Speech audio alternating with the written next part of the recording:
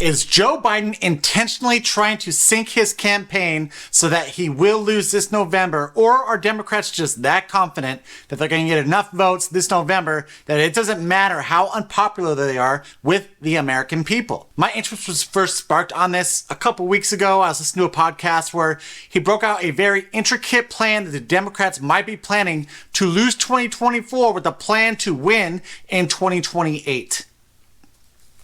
Now, to put it in a shorter version of what he was talking about, essentially what it is the Democrats are planning for Trump to win this November so that they have a better chance of winning in 2028, better setting them up for a more complete power for the future to come. Real quick, guys, I will get back into this conversation, but first things first, if you do love this content or if you do want to follow along, kind of see what I ramble about in any future events to come, do me a huge favor and hit that subscribe button, maybe give me a thumbs up, notification bell, that way you're notified every single time that I put out a new video. Let's get back to this topic right now. 2028 would obviously be a little bit more powerful for the Democrats since you've got the census coming in 2030. You could put in a two-term president. I can see where there's some validity in this, why the Democrats would prefer winning in 2028 as opposed to 2024. There's just so many things that this Biden administration is doing though that makes me think he doesn't really want to win. I mean, Easter is by far one of the top holidays for Christians, Catholics across the United States. 64% of Americans claim to be Christian, and you're sitting here telling them on Easter it's going to be Transgender Visibility Day? I can tell you right now, 10 years ago, this would have been a nail in the coffin for any presidential hopeful and their campaign. They would have automatically sunk them.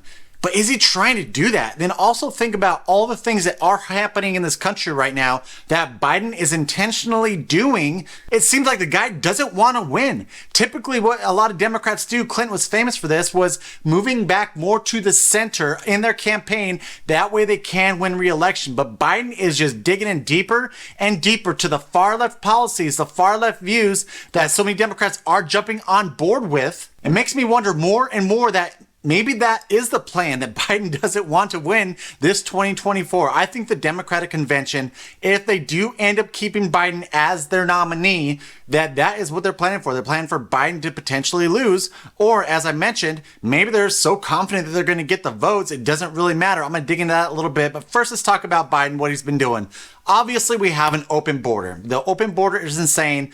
They're saying about 7 to 8 million encounters at the border. I say that's BS. It's probably closer to 10, depending on what stats you're looking at. And that doesn't even mention the gotaways, right? And it's not just the border. It's the fact that Biden is flying a bunch of immigrants into these random airports. I have talked with someone who lives down in Miami. His aunt works at the airport down in Miami. She says that they are flying in thousands of illegal immigrants into that airport every single week. And this is happening across the country in all these different major cities. With that open border, you have this huge fentanyl problem that we are experiencing with so many Americans who are dying of an overdose of fentanyl. And then obviously the next biggest topic is inflation. Food prices are higher. Gas prices are higher. Energy prices are higher. The cost to heat and or cool your home. And I know there's so many left-wing influences out there saying like, this isn't Biden's happenings. He came out of a pandemic. That's why it is this way.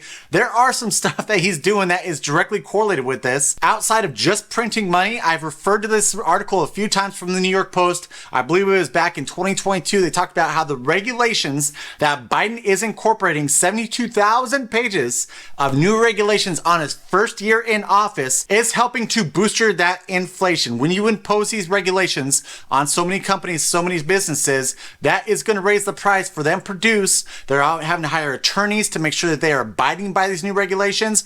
Oil and gas, those regulations are killing the oil and gas industry. You have Americans who are sitting down at their table and they're talking about these things.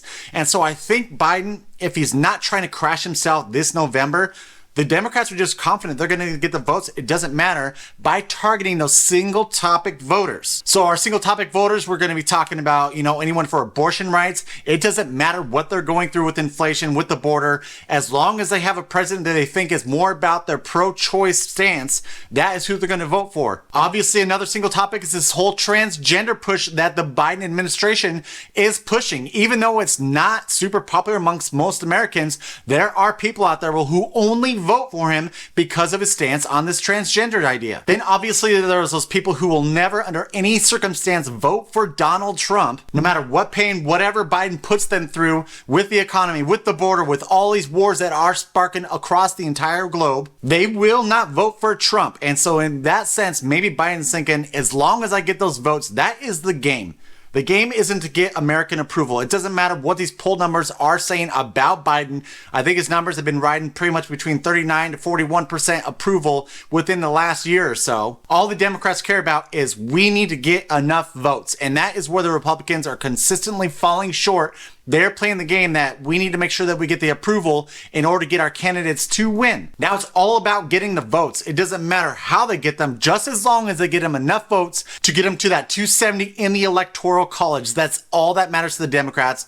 So that's the only thing I can think of right now is either Biden just really is trying not to win re-election, or the latter, where they think that they have the votes, that they are going to attain enough votes to get him back in office. Either way, as a Christian, I could tell you this whole transgender day of visibility is complete BS. It is a huge slap to so many Christians across the United States face, the fact that you'll take one of the most important days in the Christian religion and label it as a day for the transgender people out there. I will tell you, after the Easter service that I did attend this last weekend with my family, you know, I get pissed off when I hear a lot of these things coming out from the Biden administration, but it kind of brought me back home a little bit. You know, we go to church on a weekly basis. We are not the types that just go on, you know, Easter and Christmas. For some reason, this message really hit home with me, where we need to trust that God does have a plan, that this is a nation that he has touched his hand upon, and that no matter what happens, it is out of our hands, whether it be from the right, the left, doesn't matter. There will always be divine intervention, no matter what decisions mankind makes